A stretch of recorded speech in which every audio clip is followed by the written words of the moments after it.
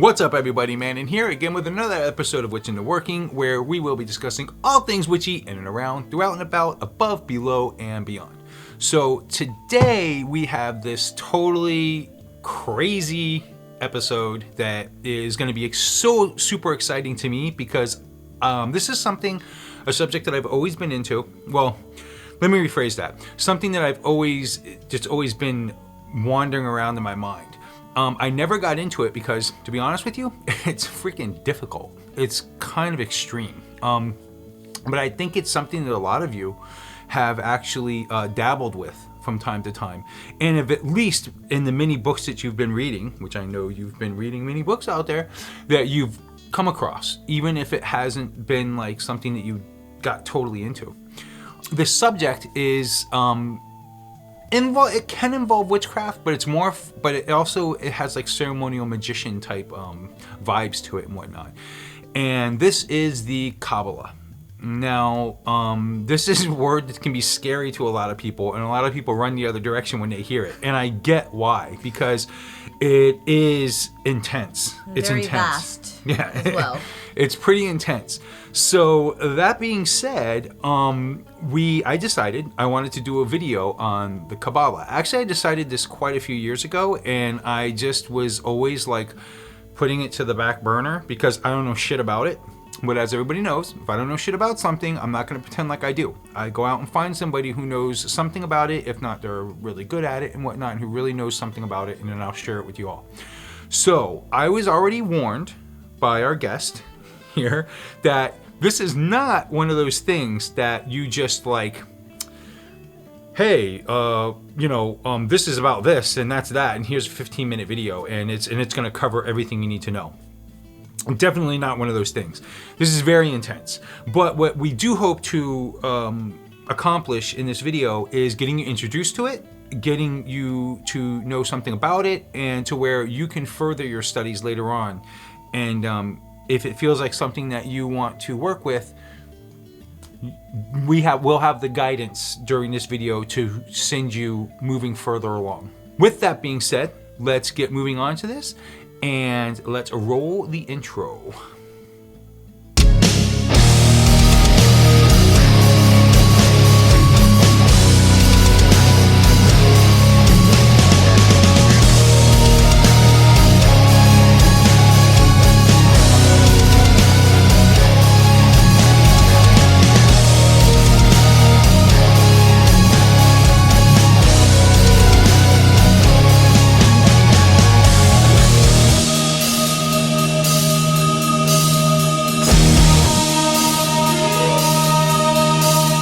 Welcome back, everybody. So, as I explained, we're going to be talking. This episode is all about Qabbalah and all of its many forms. We're going to try to get it. This is a very extensive thing, so we're going to try to do a basic version of it. And if you want to get more advanced with it, we're just here to introduce the basis of it, so that to get you on that first step on that journey to carry you the rest of the way. So, for starters, this is, just so you know, this is a super good friend of mine, and her name is Freya, and she actually is from South Florida, where I'm originally from, where everybody knows, and she flew up here to the New England area, to New Hampshire. And what do you think about the snow? You love the snow, right? I love the snow. You know that. The snow is amazing. It's winter wonderland right now. Yeah, it's so awesome. So we did some photo shoots. She's a professional photographer and videographer, and we did some photography shots and everything in the snow, which was a lot of fun. But so let's ninja start. Rolls. I was ninja rolling with the photography. I was like, "Give it to me, baby. Give it to me. Don't hold back. Don't." No.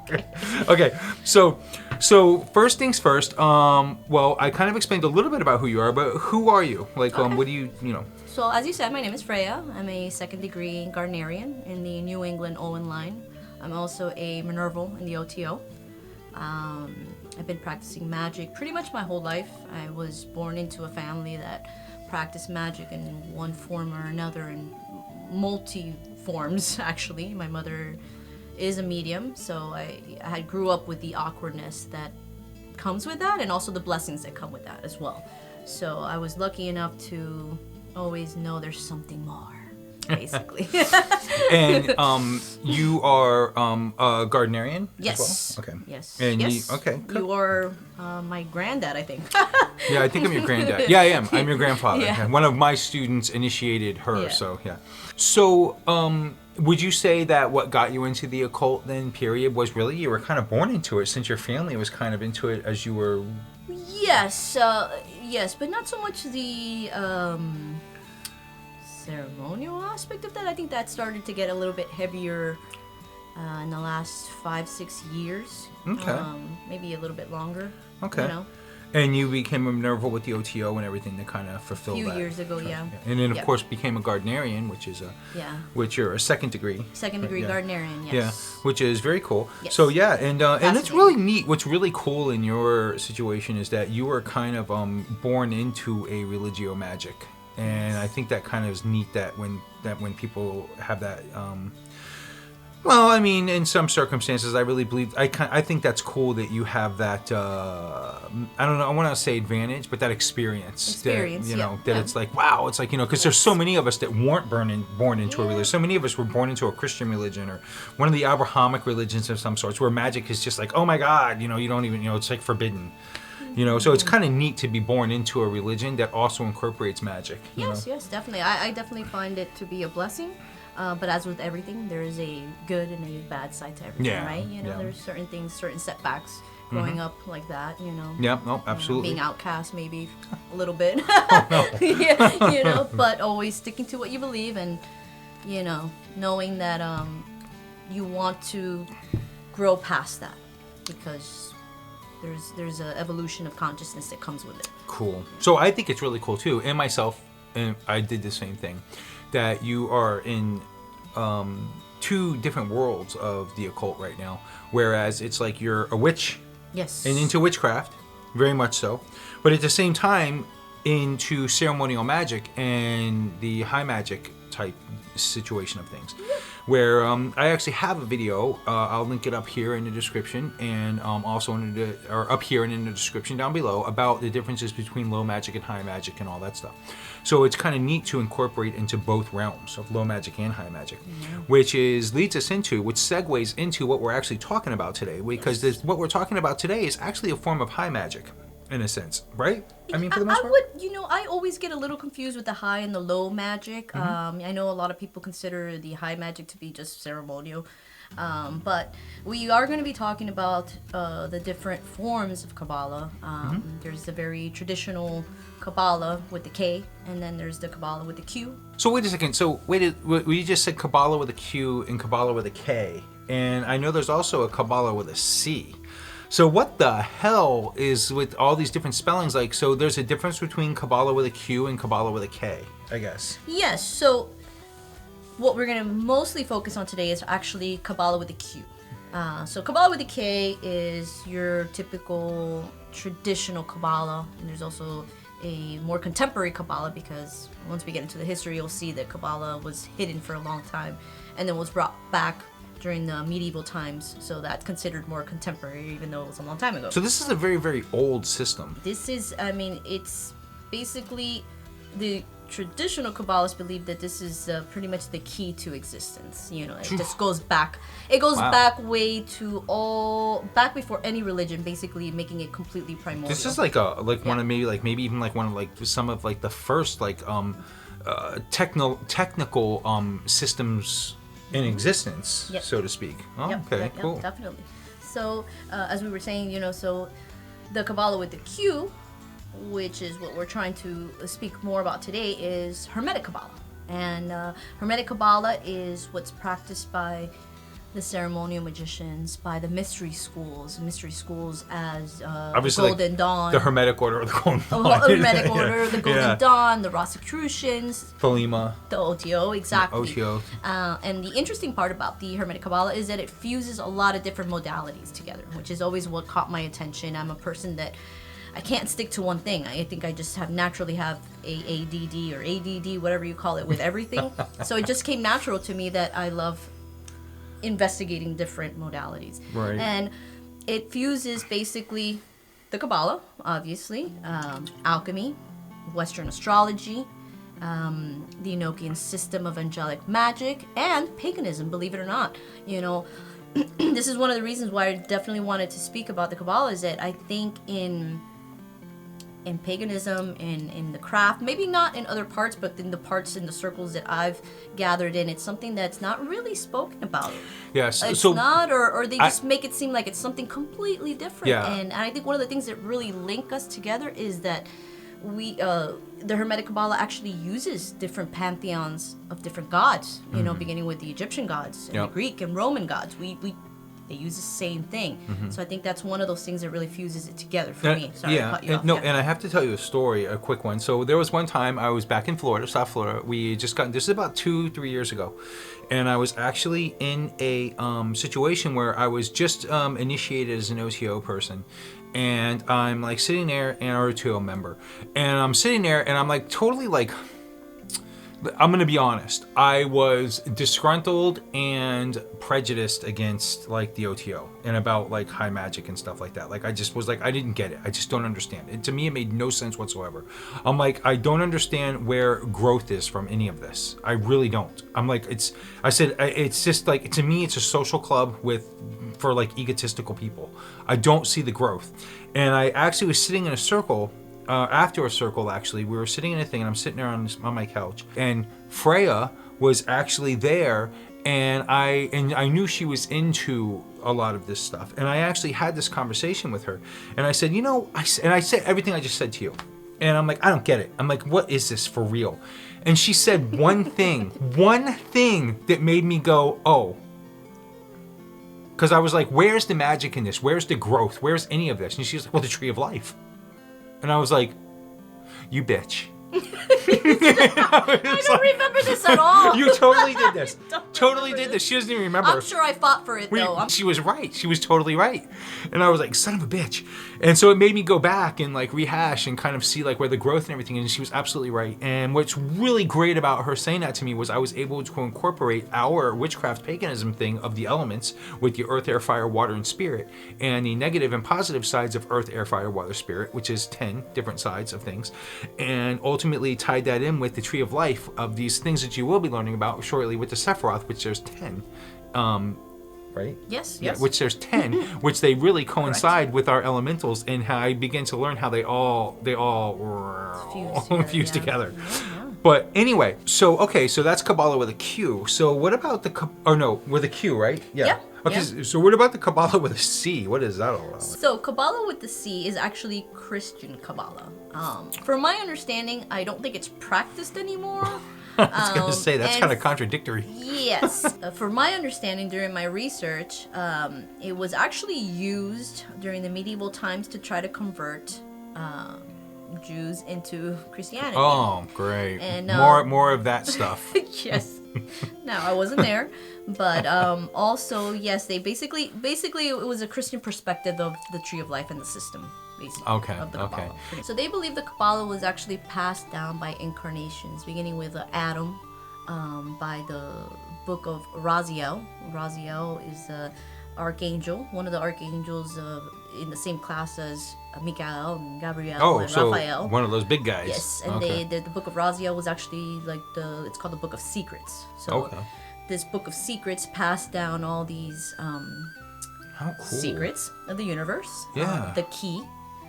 So from Adam to Moses to Abraham with the Book of Creation and the Sefer Yetzirah. And I said Moses already. Mm-hmm. So the tree of life is actually mentioned in the Bible. I think it's like 2 or 3 times, if I'm not mistaken. Very cool. So it dates back, like I was saying, before all the formed religions. Okay. Okay. So that's what they believe. Okay. All the way down to the Zohar. Zohar, what's that? So the Zohar basically is the Bible of the Kabbalah. Okay, so basically what you're saying is, correct me if I'm wrong. Yes. Kabbalah with a C, don't even worry about, because that has to do with Christians and Jews and everything else, and forget it. Just forget it.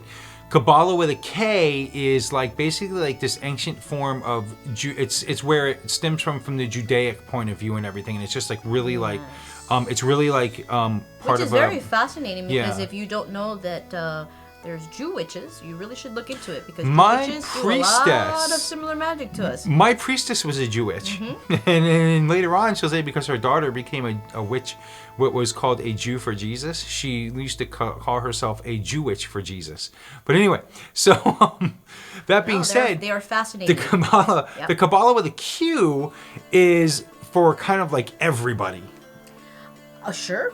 Yes. I mean, in that sense. The Kabbalah itself is actually open to everybody. That's the one fascinating thing, that if you have a Kabbalah center near you and you want to really learn some of the origins of the Kabbalah, which do come into the Hermetic Qabala, you know, they're, as we've been speaking, the Kabbalah with the Q and the K and the C, they're not interchangeable, but the stuff that we are going over today pretty much is. Okay. You know, pretty much is, which is good to know that if you do have a Kabbalah center near you, you can learn a lot from them. Cool. You can learn a lot from a Jew witch. Excessively, some of the best, most magical people that I know. But speaking of when we were talking about the Hermetic Qabala started to come into play more during that medieval time when the Kabbalah, even the traditional Kabbalah, got revamped or reinvented, or actually made possible for the masses. Okay. Before that, it wasn't. Before that, it was something that was passed down from master to student or master to master. Then all of a sudden, it was made available. Right. So the Kabbalah with a Q is where it was made available. It started to be, but even the K one started becoming more made available. I think they're tied together. Yes. Like the Q and the K. Yes. All right. Very much so one of the things that is the huge part of the Kabbalah is that it involves this thing called the Tree of Life. So, the Tree of Life, in its simplest form, I can say it's sort of a blueprint or a map of consciousness. Okay. But it's also a map of pretty much everything. The Tree of Life is made of what's called the 10 Sephiroth. And it also has these pathways that interconnect the 10 Sephiroth. And the interesting part about the pathways, is that one of the biggest workings that you do with the Tree of Life, it's called Pathworking. Okay. Right? And you know what we do in Yep. what we do in our circles is a lot of pathworking. Actually, I'll link a video right here that talks all about the difference between meditation, pathworking, and something else. I forget what the other part is, but I'll link it up here in the description below. Right. So a lot of the work that's done when you start to work with the Tree of Life is these pathworkings, and it requires a lot of meditation.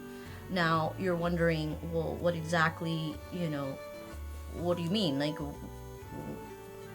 what are you doing? Where are you driving?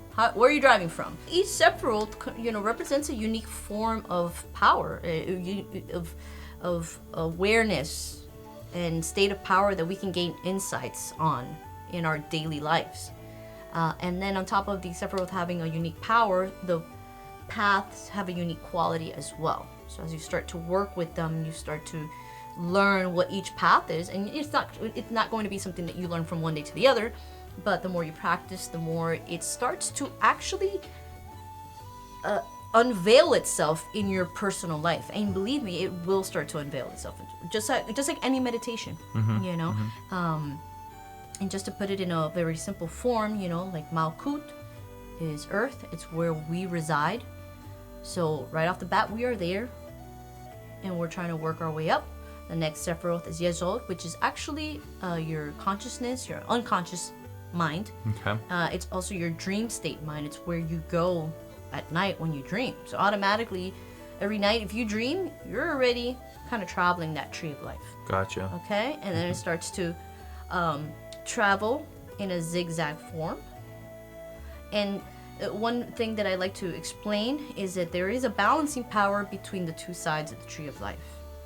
So each of these two Sephiroths, they have a certain quality that balances the other one out. Oh, I see. And they start to come into balance right in the middle.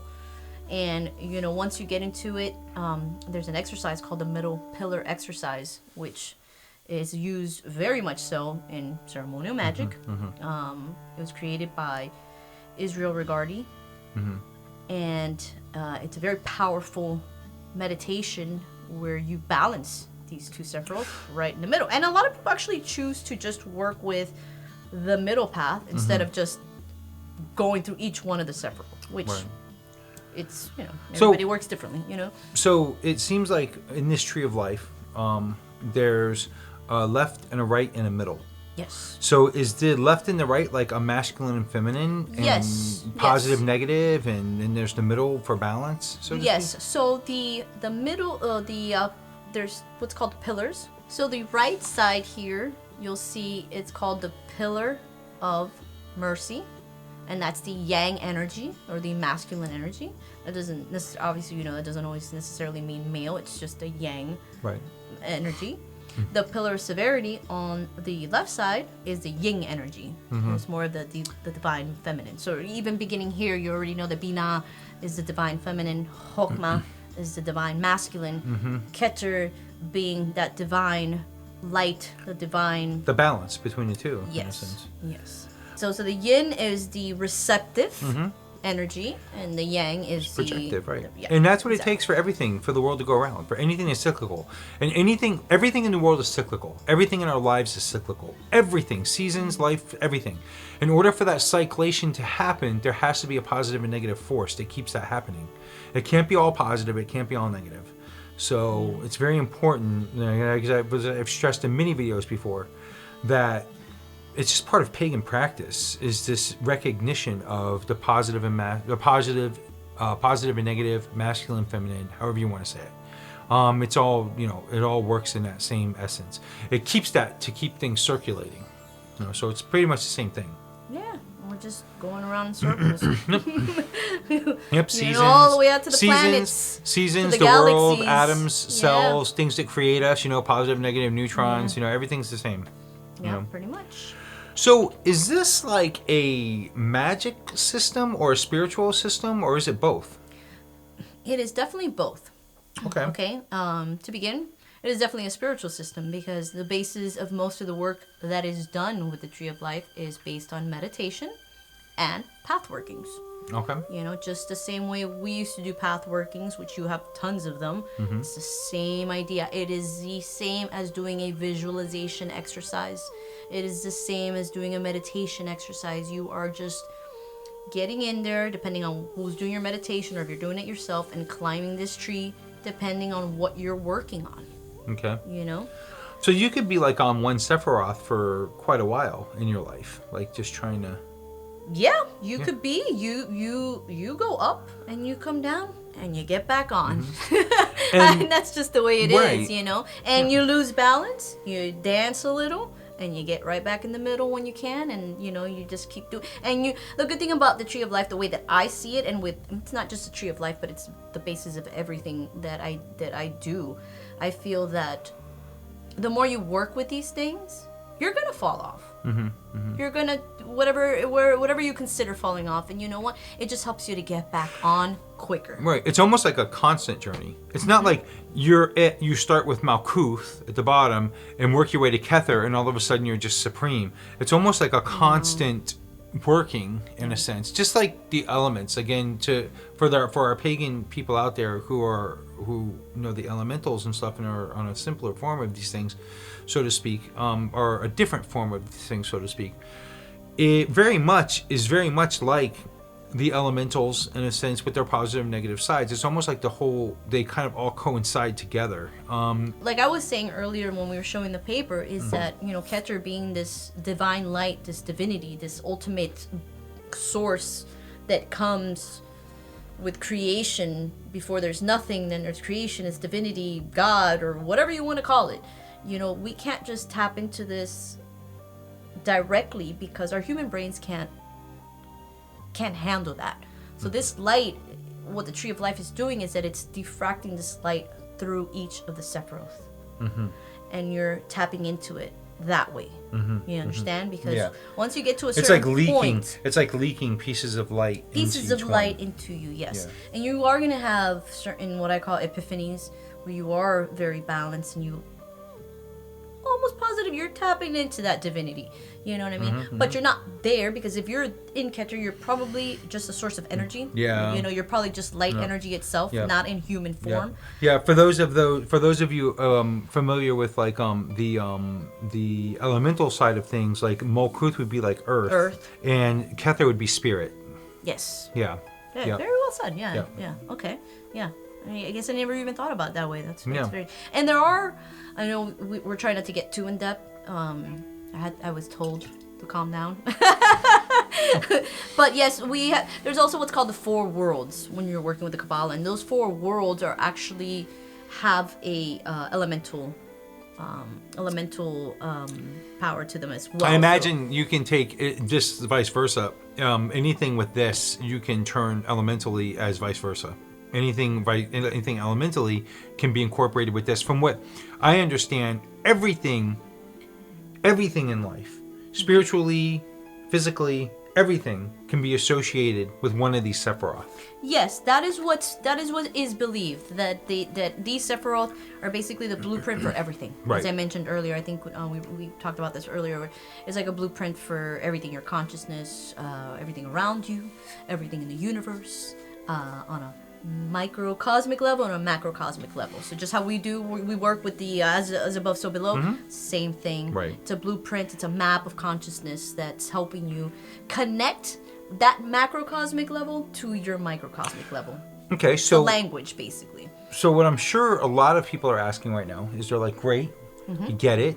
This is something that's cool. How do I use this? Right. How does a witch put this system into practice in daily magical life or even in a daily mundane life? Yes. So, and you had asked me earlier, is this a spiritual system or is this a magical system? And we said, automatically it's a spiritual system. It's both. Automatically it's a spiritual system because of the meditation and the pathworkings, but it is also used for magic, which is the most awesome part of it, right? Like, how do you use this for magic? So, one of the most basic ways that I feel that I use it for magic is I work a lot with the Hebrew letters.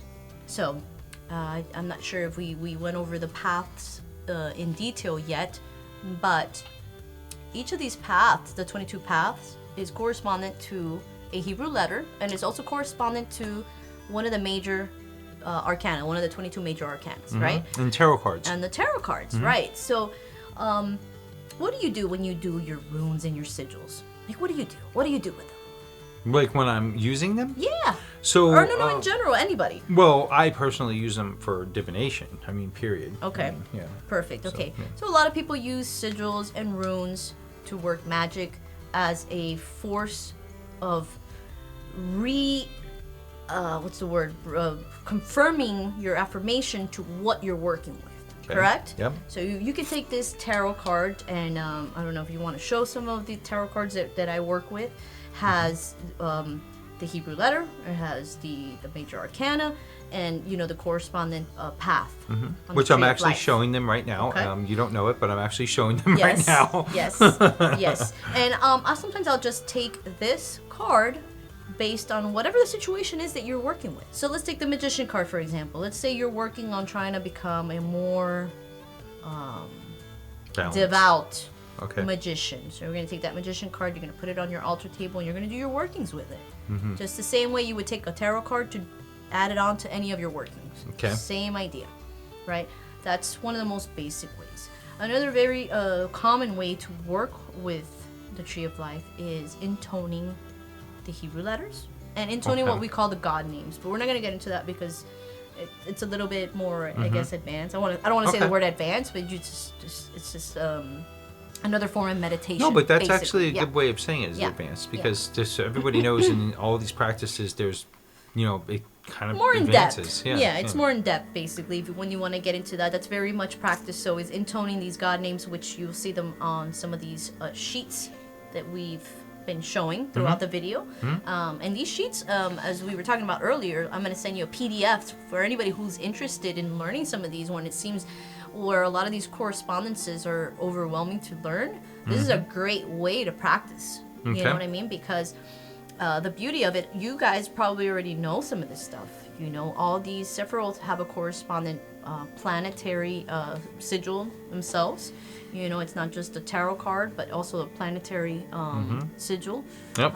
It's like each Sephiroth has an association, its own correspondences, its own thing. Like so many other systems, so many of us are familiar with. Again, the only thing I have to compare, the reason I keep going back to it's the only thing I have to compare with that I know that they know about is the elemental system with the earth, air, fire, water, spirit, and the positive and negative sides of things.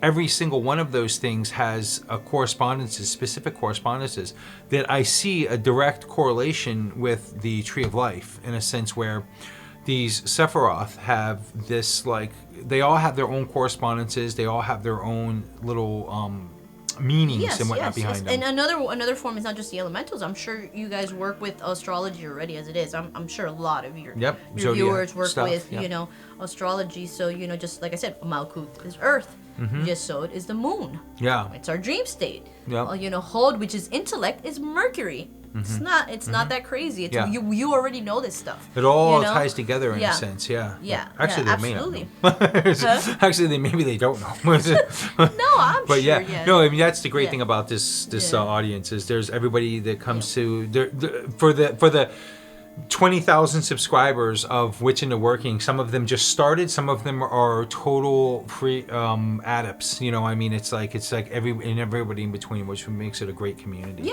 Yeah. So people have watched this video. Yes. They're saying, okay, I'm sold. I want to know more about this Tree of Life and the Sephiroth and everything in between, these paths. Like, there's things that we're not even going to talk about right now because I told... I'm not allowed to. I actually put the clamp on it because she was ready to talk about the paths in between the Sephiroth and stuff, and I'm like, whoa. I'm like, wait a second.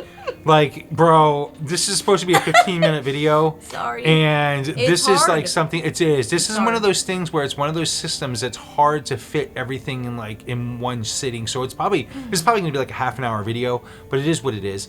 My goal, my job is to introduce to you this system and for you to explain a little bit about it. And then for you to, if you want to explore it more, if they want to explore it more, give me some books or something that will show me that.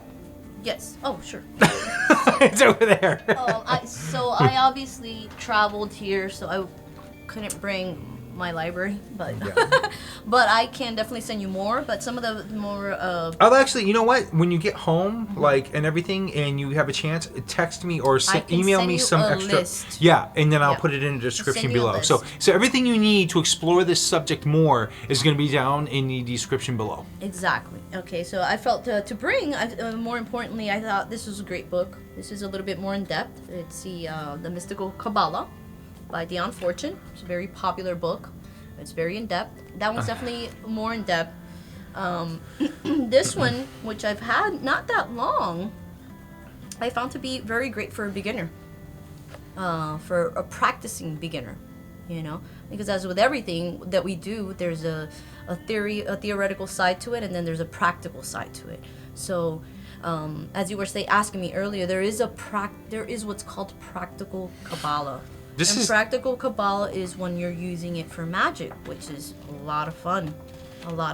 Very cool. Okay, but you definitely would start with learning the basics, which is what we're going through today. Learning your 10 separal, learning a few correspondences, and little by little, and then doing your meditations. Yeah. It is an entire system, so it's not something that you're going to be able to...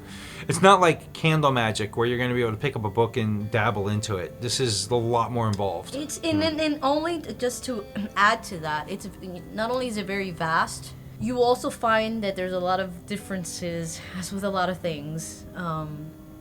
Online, you're going to see that there's like, oh, well, why does this system do it like this and this system do it like this? Oh, it's like Sabbats. It's going to happen.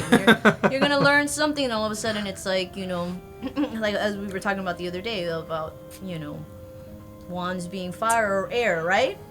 But yeah, these are great books. And I know you showed a little bit of the tarots earlier, but some of these tarot decks, when I was younger, I used to use as flashcards. So actually, yeah, if you're interested in some of the tarot decks that Freya uses to corresponds with this this system. Use them for using them for divination. You can use them for divination, and then automatically, or you can use them for magic, as I was saying. If 3 of Cups, if I'm looking for love and abundance, I'm going to put this on my altar, and I'm going to focus and I'm going to meditate on it, just how you would with your sigils or your runes. Same idea. So in the end, if it comes to people wanting to practice this system, we can suggest a few things. One, read about it. Read, which is just the bottom line with most of occult practices. So the first thing I recommend is reading about it. Go get some books on it. We introduced a few, and we'll have some more down in the description below. There's even a book out there by, I forget who it's by, but I'll put it down there, and it's actually Kabbalah for witches is basically what the book is called, and it basically incorporates, if you're a witch, it kind of makes Kabbalah easier to understand, and I believe it actually corresponds it with the elemental forms, because the reality is that as witches we are very familiar with the elementals. It kind of puts the two together to make it easier understandable. But that being said, the way to practice this system would be to read about it, learn about it, and in the end, you actually, so you do these Sephiroth, these 10 Sephiroth, you pathworking with them. Yeah, pathworking. Okay. Yeah. And so it's you a would very start, common way to work. And you ultimately start with like Makuth, which is the very first one. Yeah, you're already here. Which is buddy. Earth, and you're here and you're ready to go. Yeah. The energy comes down in the form of what's called the lightning bolt. So it goes from Keter to Chokmah, down to Bina, to Hesed, to Geburah, to Netzach, hold down. And then, but you gotta go up like a snake. So the path is a little bit different going up. But you would basically, like, you would practice this stuff through pathworking. Yes, you would practice this stuff through pathworking. Okay. You know, and then I also want to kind of say that, you know, I'm a light worker. I work with light. That's what I do for the most part of it. But if you want to get into the dark side of it, there is a dark side to the Qabbalah. Right. You're not going to find that in the traditional Qabbalah, but you are going to definitely find that in the Hermetic Qabbalah. And the Hermetic Qabbalah, well, the way they work with it is what's called working with the Clippo. So the Clippo is their shells. And in traditional Qabbalah, and I know this because I have friends, Jewish friends, and we've done the whole Qabbalah, the real Jewish Qabbalah system, and they're not okay with that. Like working with the Clippo is like working with the dark side. And but to me that's balancing. They're shells. So the way they see it is they're shells that you break. So if you're like more on the light side, you're breaking these shells of darkness and working with light. But I have many friends that like working with the dark. So the way you get to the Clippo is actually through the hidden Sephirah, which is the 11th Sephirah, which is called Da'at. Okay. And the cool thing about working with the Clippo, which I know you probably I don't know if you're going to use this or not, but I'm just putting it out there because I know maybe some of your followers would enjoy that, is you don't have to go from one Sephirah to the other. When you're working with the Clippo, you can actually jump from one state of consciousness to the other. It's very interesting, you know. And I'll send you some books on people that've worked with that kind of work as well. That makes sense. I mean, reality is I am a hardcore believer in balance, and I've said many times to many people's disagreement, which is a shame, but it is what it is. You can't have light without darkness. You can't have darkness without light. You can't have good without bad. You can't have bad without good. Some people think that, hey, I can have all good all the time, and that's just that. Oh my gosh, I can do that. It's just not true. The fact is that you don't even know good until you know bad. You don't even know bad until you know good. You don't even know light until you know dark. You don't even know dark till you know light. There's parameters for everything. And the reality is that you can't be all love and light all the time. There's always a balance of everything. Everything runs in a balance. And like I've said in many videos before, and many times before, if you really want true peace, which is what we all really search for in life, the end goal is peace. And what I mean by peace is not necessarily that you're happy all the time and everything's great. What I mean by peace is balance in the end. Balance is the key to everything in life. It is what's going to bring true happiness, because balance is what gives you the balance of everything, of good, bad, light, dark. And being in balance is the key to life and everything. I'm telling you. And I will always stick by that. Something I learned a long time ago, actually through Jewish mysticism. Look at that. So everything goes in a circle. Right. So that being said, I'm going to bring this video to an end. I love you guys and gals. And we'll see you next time soon. And did you have anything final you wanted to mention or anything you wanted to say? No, I think you're the one that knows. We're going to try to we're gonna try to I'm gonna try to give make you this as many resources yes. as possible. Yes, because this Yeah. is definitely one of those situations where it's a system where you have to kind of go look it up yourself. Yeah. I introduced it to you. Sorry, we introduced it to you. We gave you a basis of the foundation of saying, hey, this exists. The rest of it's kind of up to you, and that's the way kind of all my videos And work. Also, if anybody is interested, you can always reach out to me as well. You know, I will put. Do you want me to always- put something in the thing, like an email address or Yeah, something? yeah, we'll put something on there. Okay, I'll yeah. put something that you can Yeah. reach out to Yeah, if Freya case, herself yeah. if you want to ask questions or anything. I love you guys and gals. We're going to hopefully this video is not going to be 18 hours long. I don't think so. Yeah. No, I think we we'll did probably good. go I good. think we Yeah. did good. I know it was an extensive system. So, all right, I love you guys and gals. Bye. Thank you.